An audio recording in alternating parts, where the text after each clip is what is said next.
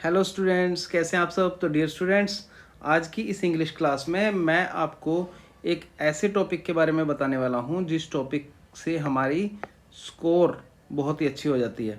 तो इस बार जो कॉम्प्रिहेंशन का जो पैटर्न है वो चेंज हो गया है। तो पूरे का पूरा जब उसका स्टाइल चेंज हो गया है तो उसके बारे में हम बात करेंगे। और मैं आपको बताता हूँ कि जो कॉम्प्रिहेंशन का जो हमारे पास क्वेश्चन आता है ये हमारे लिए बहुत ही हेल्पफुल रहता है गुड स्कोर करने में। तो अगर हमारा कॉम्प्रिहेंशन का क्वेश्चन अच्छे से हो जाए तो हमें पता चल जाता है कि हम अच्छा स्कोर करने वाले हैं इंग्लिश में। तो डियर स्टूडेंट्स, इस बार 11th और जो 10th और 12th क्लास के जो बोर्ड्स होने हैं उनमें आप देखेंगे कि इसका जो पैटर्न है वो किस तरीके से बदला है। सबसे पहले हम बात करें तो दो टाइप के क्वेश्चन आने हैं। पहले आने हैं एमसीक्यू और शॉर्ट आंसर टाइप क्वेश्चंस। तो 10th क्लास में 10 क्वेश्चंस एमसीक्यू आएंगे जो कि 2 क्वेश्चंस में होंगे, मतलब 2 पैराग्राफ आएंगे। अनसीन पैसेजेस 2 होंगे आपके पास और उसमें से 10 क्वेश्चंस एमसीक्यू आएंगे और 10 क्वेश्चंस आएंगे आपके पास शॉर्ट आंसर टाइप क्वेश्चंस। तो आपके पास कॉम्प्रिहेंशन 20 मार्क्स की आने वाली है। और 12th क्लास के स्टूडेंट्स के लिए एक क्वेश्चन आना है, एक अनसीन पैसेज आएगा उनके पास। तो उसमें 5 MCQs आएंगे और 5 आएंगे आपके पास शॉर्ट आंसर टाइप क्वेश्चंस। तो आपके पास 10 मार्क्स की जो है वो कॉम्प्रिहेंशन होगी। तो इस तरीके से आइए हम आगे शुरू करते हैं। तो डियर स्टूडेंट्स, मैं आपको पहले बता दूं कि जो हमारी कॉम्प्रिहेंशन होती है तो उसको आपको सबसे पहले मेरा मानना यह है कि आपको उसके क्वेश्चंस पढ़ने चाहिए, क्योंकि जब आप उसके क्वेश्चंस को पहले रीड करेंगे तो क्वेश्चन रीड करने से आपको ये पता चल जाएगा आपसे कौन कौन से क्वेश्चंस पूछे जाएंगे। फिर जब आप उसको पैसेज को केयरफुली अंडरस्टैंड करने की कोशिश करेंगे, जब आपको उसका थीम पता चल जाएगा तो आपके माइंड में वो क्वेश्चंस आते रहेंगे जो क्वेश्चन आपने पढ़े हैं। तो अनसीन पैसेज होता है ये, और ये अनसीन पैसेज आपकी टेक्स्ट बुक से नहीं आता। ये एक ऐसा पैसेज होता है जो आपने नहीं पढ़ा होता।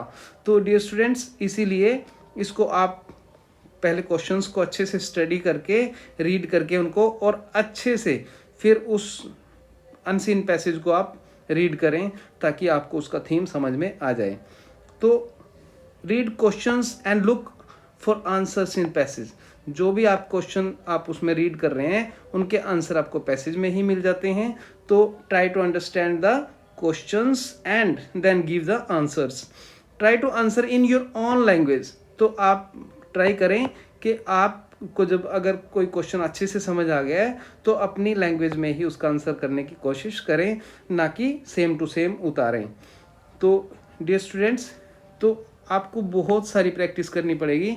आप ज़्यादा से ज़्यादा अनसीन पैसेजेस करके जाइए ताकि आपके फुल मार्क्स आएँ और आपकी जो डेवलप हो जाए ये स्किल जो है अनसीन पैसेज को सॉल्व करने की जो स्किल है वो आपको अच्छे से आ जाए।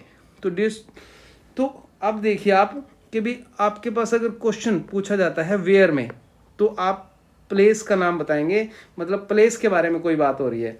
जब क्वेश्चन आया हमारे पास व्हेन के बारे में तो व्हेन के क्वेश्चन में हम टाइम की बात करेंगे, डे डेट जो भी है, मतलब उस टाइम के बारे में बात करेंगे कि वो काम किस दिन किस टाइम वगैरह पे हुआ था।